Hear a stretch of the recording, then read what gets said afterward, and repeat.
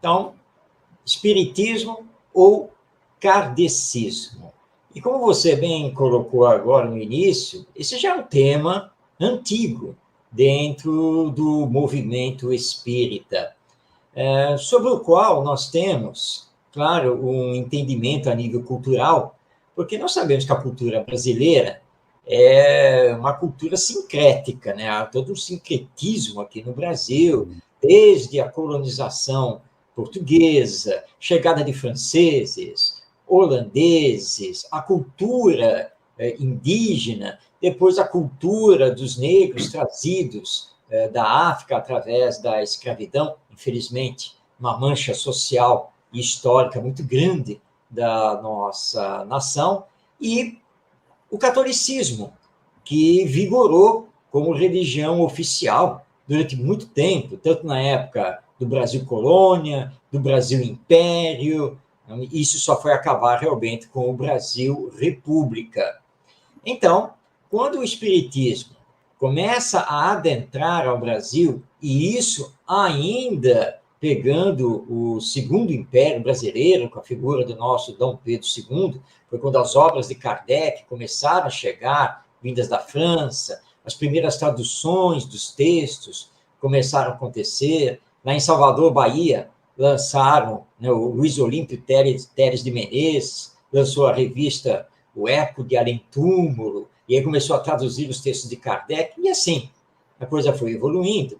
O espiritismo, ou melhor dizendo, os espíritas iniciantes, os primeiros adeptos, já encontraram toda uma cultura religiosa, tradições, crendices, uma série de coisas estabelecidas já aqui no nosso Brasil.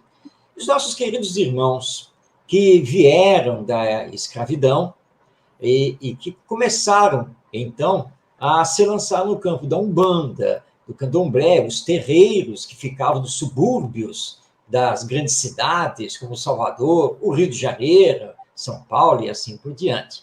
Mas eles eram mal vistos, porque se considerava que eles faziam feitiçaria, magias, essa coisa toda. Mas, a bem da verdade, digamos que na cidade aqui do Rio de Janeiro, os nobres, as ocultas, durante a noite, iam para os terreiros, por via das dúvidas, por que não pedir a proteção de um pai de santo? Claro que no domingo ia na missa, na Igreja Católica, mas...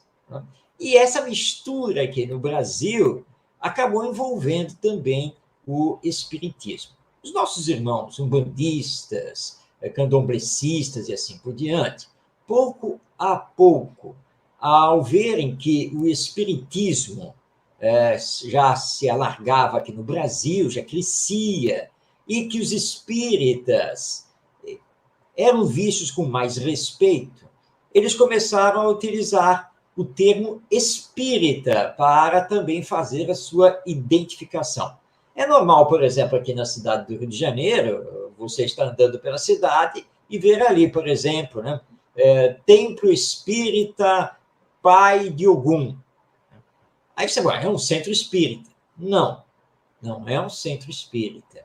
É um templo umbandista, que nós respeitamos totalmente. Como encontramos na codificação, toda religião, toda crença que leva o ser humano ao bem, ela é importante, ela tem a sua importância. Então, começou por aí. Nós espíritas, para podermos explicar o que era uma coisa e o que era outra, deixamos que popularmente o centro espírita, representante legítimo do espiritismo, começasse a receber alguns adjetivos.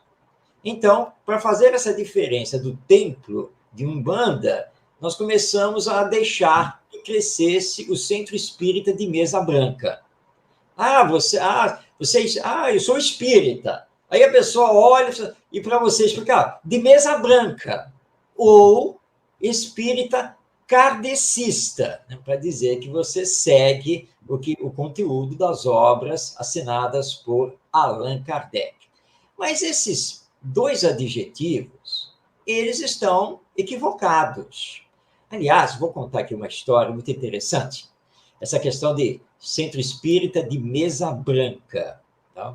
Na verdade, as mesas não são brancas. É que nós acostumamos a ver a mesa com uma toalha branca sobre ela.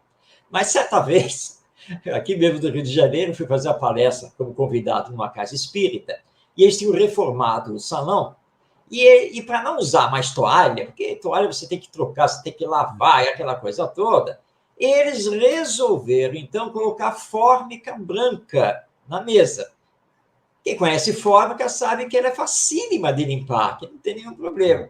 E eu, quando olhei aquilo, eu não resisti e tive que brincar com a situação e disse, olha só, minha gente, eu já percorri boa parte do Brasil fazendo palestras no movimento espírita e eu não sabia que o Centro Espírita de Mesa Branca estava aqui no Rio de Janeiro, que eu não precisava ter viajado tanto para encontrá-lo.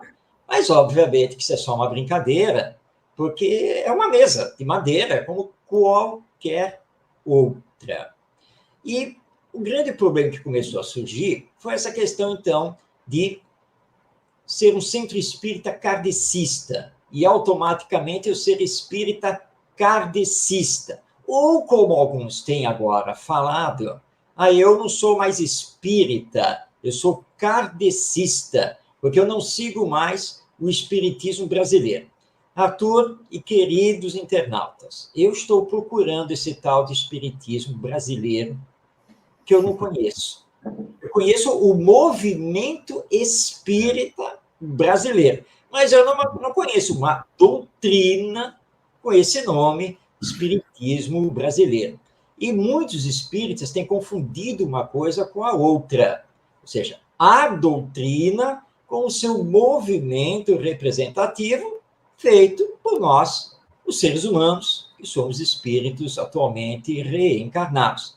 É claro que o movimento espírita possui falhas, porque nós somos falhos. Nós ainda somos espíritos imperfeitos. O movimento espírita pode melhorar? Sem nenhuma dúvida. Mas já vem realizando boas coisas? Também não temos dúvida quanto a isso. De vez em quando, nós nos desiludimos, né, com algum dirigente espírita, com alguma instituição espírita. É fato. Isso acontece. Mas nada disso tem a ver com a doutrina.